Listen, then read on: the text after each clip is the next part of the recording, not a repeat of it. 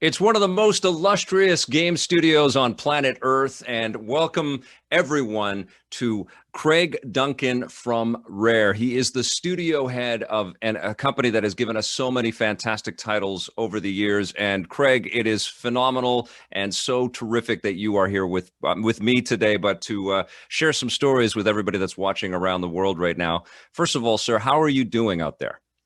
Yeah, I mean it's wonderful to be here, Victor. Good to see you. I've been invited to speak at XDS for a number of years. There's always been a schedule clash or projects or something, some reason. And when the team reached out to me this year, it was like, "Hey, we're doing it virtually, so you have no excuse. So you absolutely have to come." So no, it's great to be here. I'm doing great. I think like everyone else, going through our own version of what does it mean to be remote and do everything. And we're just trying to look out for our team, make sure they're looking out for their families, looking out for my family, and just trying to make sure everyone's okay. Because I think when people are going through tough stuff, I think that's the best we can do, is just help each other and support each other.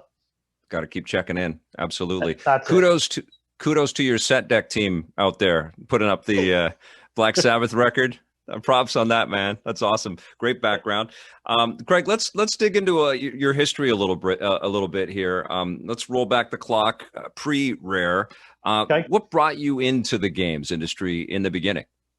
Yeah, I mean, I grew up a gamer and loved playing games. I think for me, it was very much I mean, going way back, Commodore 64 and Commodore C16. Yep. My Super Nintendo was the first console I paid for out of my own money. I had a paper round like Paperboy, the arcade machine. That's how I started too, man. And bought a Super Nintendo. Used to buy games, which just seems funny to me in a Game Pass world we're in now. I remember paying Right. £65 for a cartridge when I was 15 years old. So gaming's always been a thing. And then my career led me more into engineering and then some leadership and project management. And I did that for about 10 years before I kind of really realized gaming was an industry and there were games companies and developers. So I ran a software development company outside of games, doing safety critical flight control software. Lots of really, you get a spec and it would be literally a telephone directory of, hey, go make this in software. Right. And then a friend of mine was actually a games journalist, and we were just talking about software development and is software development like game development. And I took a punt. Codemasters were looking for a development manager back then. I kind of thought I can manage large software projects and people, and game development is that, but with the creativity. So I went in for my interview. I said, "Hey, I'll take the games Pepsi challenge with anyone. Like, I know games." But there were two distinct things. Work and play were very, very separate. Sure. And then when I realized I could actually bring them together, and got to work on some really great projects at Codemasters, and really learned how to make games, and spent 6-7 years there. Then moved on to Midway Games, spent a couple of years there. Moved on to Sumo Digital, a couple of years there. How old were you when you realized that that fusion, that sort of uh, you know, that maturity that you needed to kind of make something practical but also creative at the same time was your fit? I think I'm still learning it, and I think it's always about, for me, what are the people that are building, the project, the game, the idea. What are Yeah. they trying to do, and how can I help them? And I mean, everything is a creative problem if you look at it. Yes. And Yes. even before I got into games, I think when I got into games, just opening my eyes that there were so many great designers and artists and programmers and audio people and producers, and you need all of those specialist skills, and you need them all to Mhm. shine. And I've been lucky to be in leadership positions where I can help them and create a culture around them doing their best work, because I'm Right. a very, very average artist and a very terrible technical programmer and a very average design. Like, I think I could do those jobs. You're the glue. To You're the 10% glue. of what they do. So I try and do the bit I can do, which is help them achieve what they want to achieve. You know, I always like the perspective that I guess it's the UK sort of the game journalism circle has around video games, and maybe the way that it's perceived as well internally at development studios. The idea that you write games, you know, Yes. that it's probably not like that anymore. But you know, in the early days, you would write a new game and you would kind of publish a new game. And there is an analogy there to an author or a comic book writer. You're really crafting and you know, a world for us to escape in, and you are writing it in with the same kinds of disciplines, but you're then, you know, edging so close to physicalization as well, which is something that is so profound with game making. Absolutely. And the thing for me, which I never really knew, is growing up reading comics, being a nerd, playing RPGs, playing video games. Yeah. Like, I spent 20 years training myself how to run a studio just Right. through just being enveloped in and I'd read all the magazine. I think like Super Play was my favorite magazine I used to read back then, or Amiga Cool. format, or CU Amiga going further back. And so I'd read and absorb, and I'd play everything, and I'd read everything, and I'd play all these demos, and not really with an eye on a games career. And then obviously when a games career came to be, and I chatted to people that had grown up very similar, you know, grew up playing and loving games, I just had all of this life experience of like, hey, I know games because I've lived it for my whole entire life and still play now, you know. But you also had this other discipline, which I think is it is fantastic, and also a great message for all of the young people and all of the different, you know, external developers that are tuning in for this right now, which is awesome. I want to get your thoughts though on the perspective that you had, because you work with huge American companies like Microsoft and Japanese parent companies, and so you have this unique kind of perspective on what makes the UK development scene special. What makes it unique?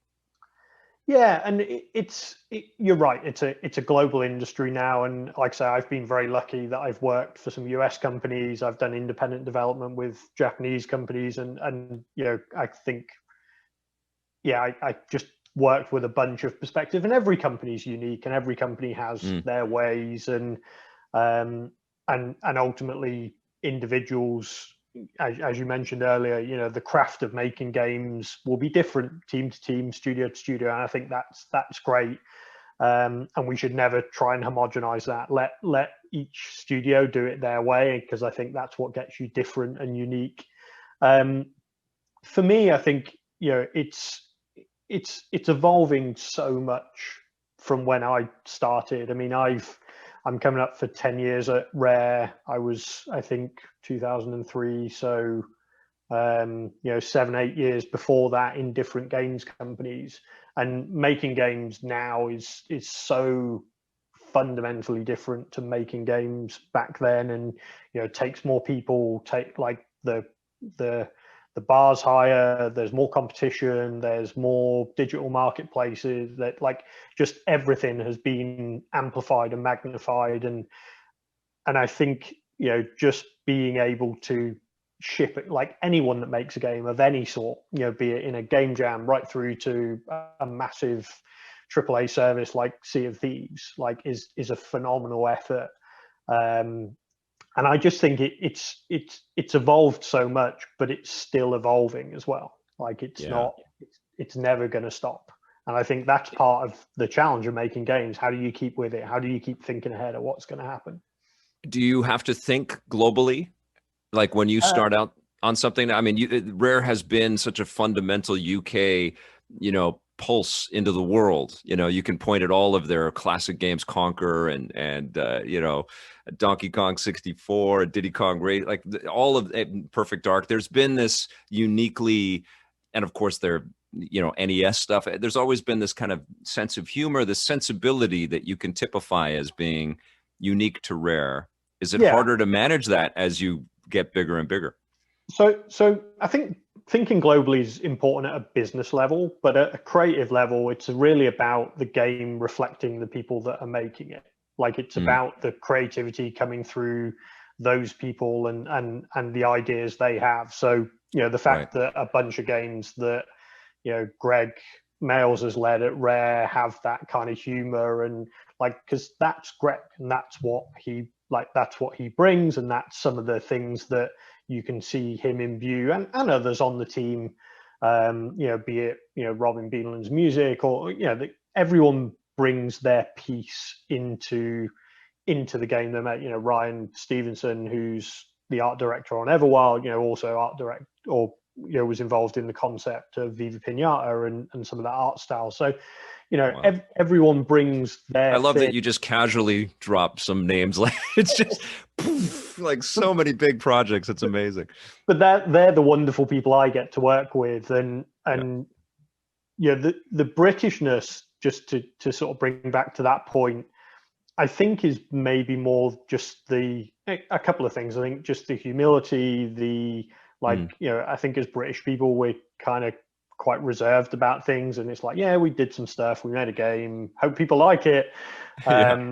Whereas, when I turn on my more American Craig, when I'm going and pitching and things, is like, hey, the team's doing awesome work, and Sea of Thieves is like nothing else, and I'm really pleased, like it's fantastic, and so I think you've got a bit of that, and then also the UK is pretty small, so everyone kind of knows everyone, so just who you are, reputation, and I mean that in a good way, being able to pick up the phone to someone at another studio, like being able to help each other out, like it's got a quite tight community in the UK. So, what I'd always say to people is what people say about you and recommendations and and whether that's your an outsourced developer or you're a partner or you're going for a job or whatever that is, it's really good to kind of do a good job, build a positive relationship with the people you work with, because fundamentally at some point someone's going to pick up the phone and go, hey, it's a small industry. That Victor guy, what's he like? And he's like, yeah, he's okay. And that's I think that's the network effect of having a small industry that's growing really fast. That's awesome. But yeah, if we could just spread around that Victor guy is okay around the world, that would be awesome. Started with Craig Duncan, studio head of Rare. I love it. Speaking of Rare, obviously it's a legendary company. Was that intimidating, or was that just absolutely unequivocally alluring? Was that you had to go there because this was an amazing place to, like a shining light for you? Yeah, it was absolutely the second one. I think from a career opportunity and like I said, I'd done some what I think reasonable things in games companies before that, but to get a phone call saying, hey, do you want to come in and head up Rare? It's just it's one of those defining career kind of phone calls. So that's like Daniel Craig's James Bond call in a way, right? Yeah, maybe. It's up there, man. I mean, studio head Rare, James, they're pretty close, I think. And then you go through the whole kind of I've ran independent projects, I've worked for game publishers, I've never ran a first party studio for Microsoft. So just that whole what's new to it is what led me to it. Like, hey, that's something new, that's something different. Then you go through, what do I think Rare is? Like, I actually had to go and change my gamer tag so I could go back and replay the Rare back catalog on Xbox 360 at the time, just because I didn't want all my friends in the industry, who are all my online gaming friends, to see hey, why has Craig started playing all the Rare games? Like, that's yes. Like, so again, you sort of think about that stuff. And then when you join, it does become a job, which is, what are we trying to do? Rare would just ship in the first Connect Sports at that time. Didn't know how it was going to go. Connect Sports was then phenomenally successful, insanely successful. Yes. And then it's like, well, what do you build on that? What's the basis of future Rare? What does Rare look like 5 years from now, 10 years from now? And then slowly but surely, comes away from being a job and you fall in love with the place and you get to know the people as friends and colleagues and people you work with a long time. And then it becomes much more about, okay, what's the culture we want at Rare, and what do we want Rare's mark to be on the industry, and what do we want the future of Rare to be? And one of the things that always inspired me about Rare was their way that they put their mark on gaming, whether it was reinventing genres or building, what at the time seemed quite out there, different games. Totally. And it's easy to look back and do historic revision on that and say, hey, Rare did all these new things, but at the time, like, they were just making a lot of really bold and different choices, which were betting on the people that were making those games. So it's like, well, what does that look like in 2015 and 2017 and 2018 and 2020? What's Rare creating games the world doesn't have in this generation of gaming? Yeah, and I would imagine that because there are, so many gamers like myself that look back with the rose-colored glasses, and you see that legacy, that it's also it's a weight to carry, because you don't want to be a studio that's just living in an era. You want to also evolve with the taste, and Sea of Thieves is a very unique concept that has a Rare sensibility, but it's not necessarily the game we thought Rare would make. But it's turned out to be just a phenomenal success for you guys. Talk a little bit about the risk and the challenges and the eventual massive rewards of Sea of Thieves. Yeah, and thinking about it as risk is one way of thinking about it.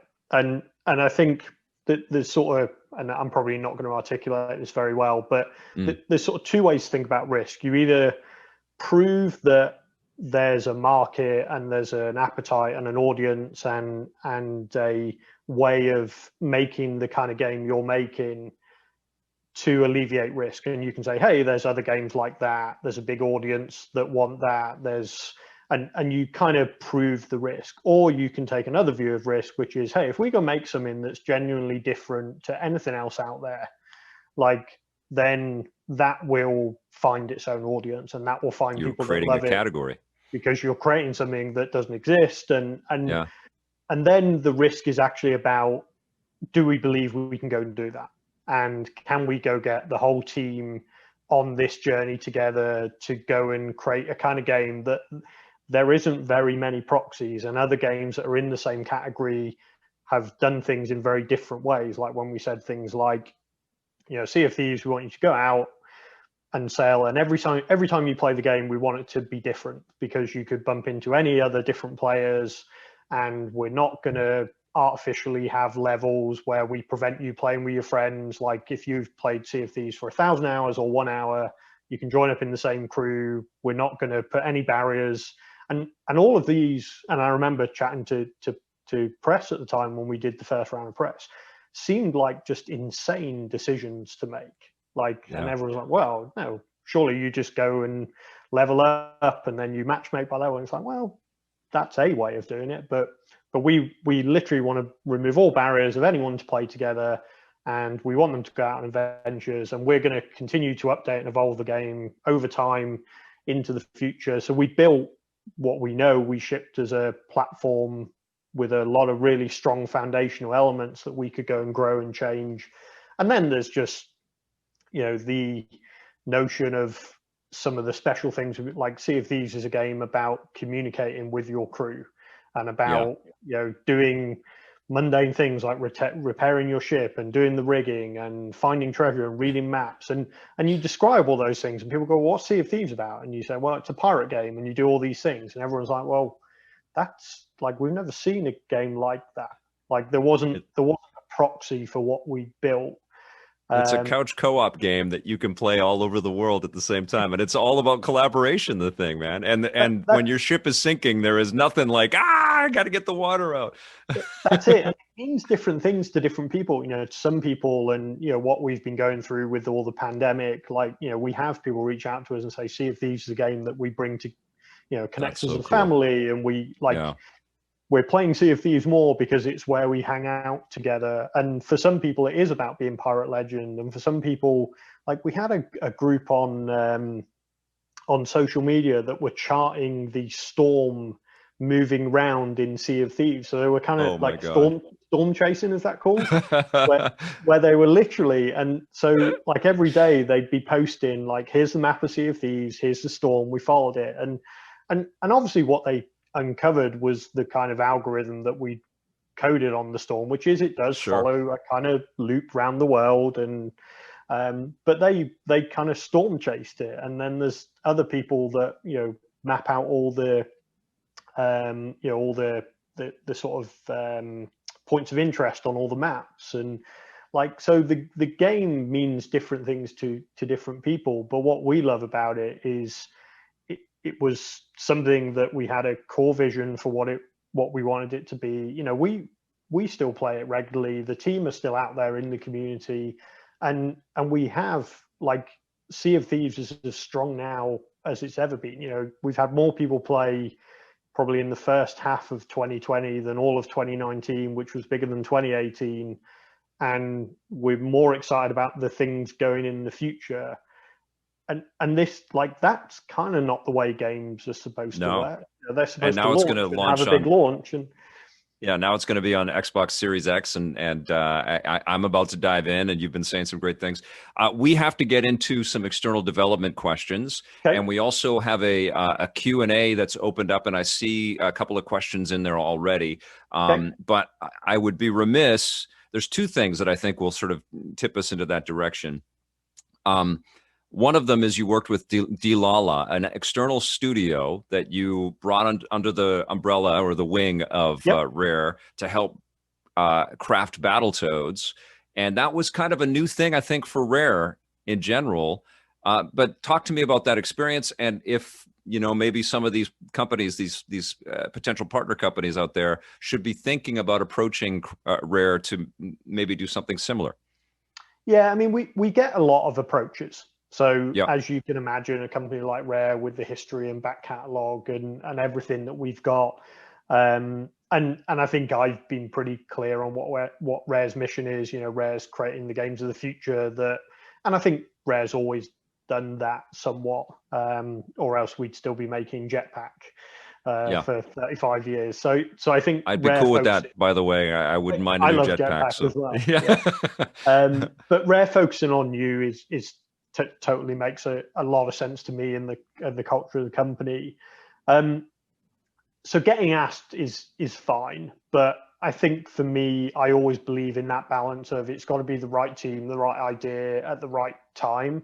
And, you know, we were in this really interesting place with Xbox Game Pass, which, you know, Sea of Thieves was the first game that shipped day and date into that. Right. Before, and when we greenlit Battletoads, we hadn't gone and acquired a bunch of studios like we had in Xbox first party. So we were very much having conversations about, like, hey, what kind of content do we think we want to add to Xbox Game Pass, and what? And we knew Sea of Thieves was working and doing really well.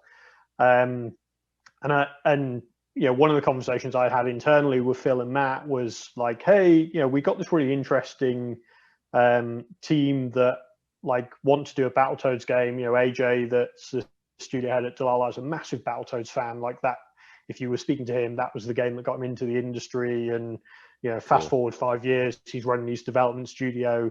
And they had some hand-drawn animation tech that they'd shown me at GDC. There wasn't Battletoads, it was another game. And they said, hey, look, we can draw these animation cells and we can scan them and put them in. And then basically the game looks like a hand-drawn cartoon. So fast forward a year, you know, they're looking at their next project. I've got the memory of this bit of tech that I was shown, like, hey, we could do a Battletoads game. We're in the point where we're looking for content for Game Pass, so we're willing to sort of try new things.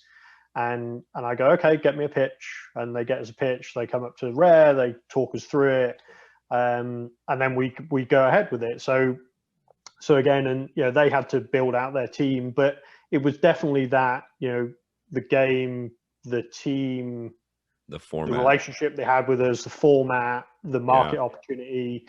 And I think we've just celebrated 1 million players on Battletoads, Amazing, man. which That's awesome. is phenomenal, you know. So, and they did a great job, and what I like about that is it was the passion of the project that made it come to life, which I Yes. think is very different than me, you know, as a studio head or our business manager going, hey, we've got this IP. If we can Yes. go find We someone to make it and we right. pay whatever, I'll just make up some numbers, and we pay £1 million to someone to make it. If we make 1,100,000, then that's a good thing to do. And I always think that's a bit of a flawed approach, because I think you want to be building games that people are really From the passionate heart. about Yeah, making and from the heart. 100%. And Yes. Delilah and the team, I know, like, every day they woke up wanting to come and make the best Battletoads game they can. And that was Craig, I think really what. your inbox is going to be very interesting after this conversation, my friend. But I would be remiss if we didn't get a little bit more information on Everwild, which absolutely blew me away when I saw the little teaser in the showcase video. What is Everwild, and when do you think we might be playing it? Yeah, so I'm not going to answer either of those questions, but Okay. what I'll say is, Louise and Ryan and the team, like, so passionate about what they're building, you know, and it's a game about nature and magic, and we've already said that. And you know, the team really, like, we're really focused on, can we give you unforgettable experiences in nature and magic that you've never had in any other game. So Okay. that, and That the team are working super hard. Like, we feel really good about where Everwild's going. That's a good pitch for a game, my friend. I'm very excited about that game. Okay, we're going to pivot into some Q&A, because I think it's going to Yep. tie into some external development questions that I wrote down as well. But I know people have been patiently waiting. We have Elvina Antonova. Hello, Craig. Thank you for this session. What is your opinion? Is Brexit influenced somehow the game development in the UK? How is game development in the UK through this Brexit stuff that's been going on? Yeah, I mean, and I'm definitely no expert on politics apart Yeah. from play video games. It seems like a great escapism from politics. Yes. I think for us, it's really about making sure our teams are supported. So things like overseas hiring, you know, so Rare, you know, we employ a lot of people in the UK, but obviously, you know, we hire globally. So it's just making sure, again, if we've got people on working visas, that any Brexit requirements don't impact that as we continue to recruit and hire. That was a lot of the questions we were getting pre-COVID and pre the lockdown.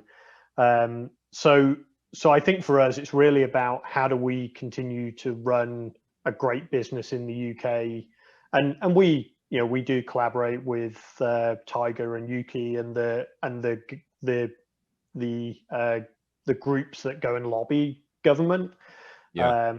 But I think for us, it's like, you know, the best business we can build, the best, you know, being a great employer, being a great company, Yeah. and pushing, like, and actually having Microsoft behind us is a big asset in that way. Right. So I don't think we've hit a Brexit hurdle that we haven't been able to go push against, like visas or employment That's great. legislation. But What a we couple of years the UK has had to deal with, my friend. Holy moly, man. absolutely.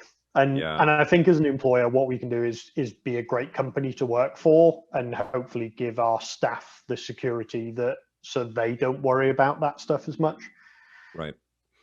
Okay. Sea of Thieves this is from Junie. Sea of Thieves must have been, and likely still is, a whirlwind of new development challenges and experience. How has it influenced your internal and external development process, both before and since launch? Great question, Junie. Yep. So we have more ideas for Sea of Thieves than we ever have the capacity and time and to do, and that's good, because that shows we've got something that we can continue to evolve. One of the challenges I set to the team when we first started with Sea of Thieves is we're in this for the long. We're in Sea of Thieves for the long game. We're going to be committed to a multi-year journey, which we have been. And to do that, you've got to do it in a sustainable way. Like, you can't just like you can't even do the, hey, let's work really hard and then we'll all go take a few weeks off, and like because the game's always live and we're always shipping updates. So how can we do that in a sustainable way? Right. And then the other thing is, I didn't want our ambitions to be constrained by our capacity. So if we're going to do it in a sustainable way and we're going to continue to put new things into the game and evolve the game, then we've got our full-time team at Rare, we've got some contract teams. So we actually started working with some external development partners to help fill out some of the areas. So be it engine dev, be it gameplay features. I mean, we've always done a bunch of outsourcing and asset creation. Probably 60 to 70% of Sea of Thieves is built outside of Rare. Wow. But it's really about having that core team with a vision. So we've got our internal team. We've got we've always got a set of contractors supporting our teams. We've got external outsource partners. We've got external development partners. And it's really about carving up the right bits of the game amongst all of those groups, so we can continue to push great ideas into Sea of Thieves and scale, but do that in a way that is very, very collaborative and is supporting the team to make the game they want to make as well. What external devs are you working with? What kinds of things do you look for in external devs? And have you seen a lot of colleagues that you've come up with in the video game industry kind of transition to roles with external development companies? Yeah, and this is where, again, it's really about alignment at a creative and I guess even human values level is really important. When I speak to a studio head of a team we're going to go work with, what makes them tick, what they're trying to do, how they want to run their team, what we can go do together is